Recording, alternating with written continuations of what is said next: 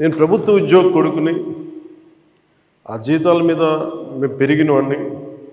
మా నాన్న జీతాలు రాకపోతే మమ్మల్ని స్కూల్ బయటికి పంపించి మళ్ళీ జీతాలు వచ్చిన తర్వాత మళ్ళీ స్కూల్లోకి అలౌ చేసినాయి. అవి కూడా ఉన్నాయి నా సంఘటన. అలాంటి సంఘటనలు ఉన్నాయి. అందుకని కష్టాన్ని అర్థం చేసుకోగలను. అంటే 1వ తారీఖు జీతం రాకపోతే ఏమవుద్దు నాకు అనుభవం ఉంది. నాకు అలాగే ఆఖరి వారంలో డబ్బులు అయిపోతే కూడా ఆ పరిస్థితి కూడా నాకు తెలుసు. మాకు పొరపాటున మేము ఏదో ఇవి జరిగిపోయినాయి, కానీ మేము ఇలా ఈ సినిమా రంగంలో ఇవన్నీ ఉండటం వల్ల బేసిక్గా చాలా సాధారణ స్థాయి నుంచి వచ్చాం. కాబట్టి అన్నిటికంటే కూడా సాధారణ స్థాయి మాకు భగవంతుడి వచ్చిన మమ్మల్ని తీసుకొచ్చిన సాధారణ స్థాయి కష్టాలని మేము మర్చిపోం. అందుకని ఈ రోజున రోడ్ల మీద బయటికి వెళ్ళి ఎందుకు ఆగి ఎందుకు మాట్లాడతానంటే ఆ కష్టం ఎలా ఉంటుందో నాకు తెలుసు. ఇందాక మీరు ఇచ్చిన రిప్రజెంటేషన్ కూడా ఆ కష్టం ఎలా ఉంటుందో నాకు తెలుసు. సో ఇలాంటి స్పందనకి వెంటనే ఉంటుంది. కానీ నేను కోరుకునేది అంటే మిమ్మల్ని గత ప్రభుత్వం మిమ్మల్ని భయపెట్టింది. అంతకుముందు ఉన్న ప్రభుత్వంకి మీరు ఏదైనా ఒక నిరసన చెప్పడానికి చాలా బలంగా చెప్పగలిగేవారు.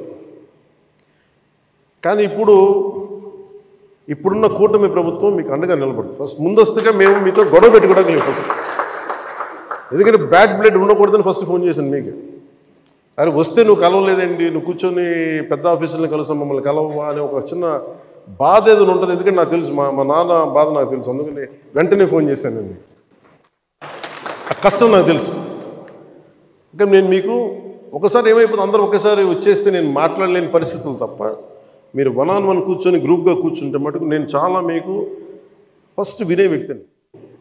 నేను విన్న తర్వాత పరిష్కార మార్గం వెతుకుతాను.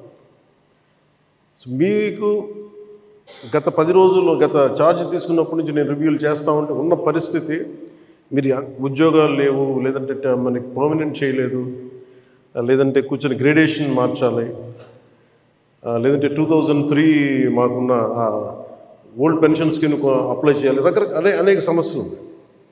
వీటన్నిటినీ చాలా క్షుణ్ణంగా మీ దగ్గరతో వింటాను. కాబట్టి వీటన్నిటికీ మించి మూలం ఆర్థిక మూలం. రాష్ట్ర విభజన జరిగినప్పటి నుంచి ఈరోజు దాకా ఆంధ్రప్రదేశ్ ఇంకా ఉణుకుతూనే ఉంది, ఆర్థికంగా నిలదొక్కుకోలేదు.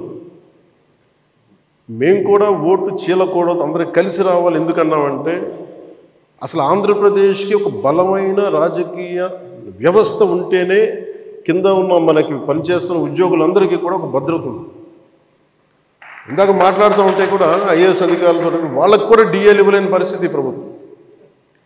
ఒక 90,000 రూపాయలు వాళ్ళకి రావాల్సింది 4% ఇంక్రీజ్ వచ్చింది. మాకు అన్ని బకాయిలు తీసుకుంటే 90,000 ఇవ్వాలి, వదిలేశారు.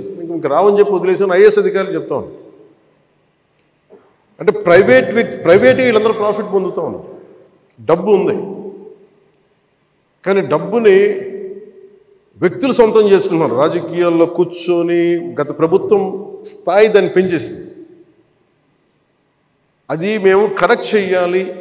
అందుకని మేము చాలా నిబద్ధతతోటి నిక్కచ్చిగా ఉండే వ్యక్తులు మేము కట్టుబడి ఉన్నాం.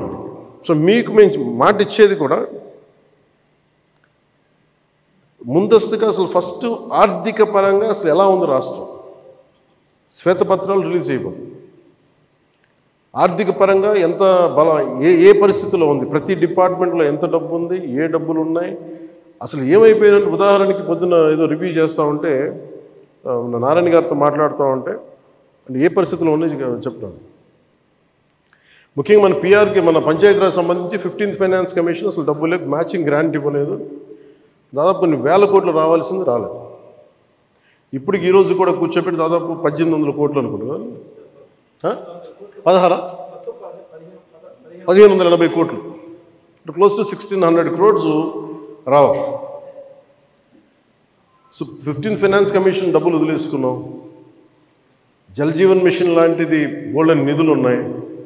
సో ఏ పథకం, కేంద్ర పథకాలకి ఇవన్నీ చూస్తుంటే కేవలం మ్యాచింగ్ గ్రాంట్ ఇవ్వలేకపోవడం. నేను అధికారులు పొద్దు నుంచి గత రోజుల నుంచి నేను అడుగుతా ఉంటే ఒకటే అడుగుతున్నాను, ఏమైనాయంటే మీ బాధ్యత కదా, మీరు ఎందుకు లేరు ఇట్లా అని అడిగారు.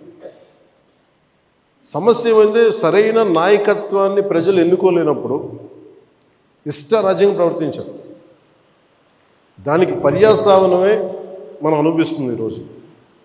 నేను మీకు ఒక రెవల్యూషనరీ విప్లవాత్మకమైన మార్పులు తీసుకురావాలి ఆంధ్రప్రదేశ్ విధి విధానాల్లో కానీ ప్రభుత్వ విధానాల్లో కానీ, దానికి నేను నా వంతు కృషి నేను బలంగా చేసి పెడతాను.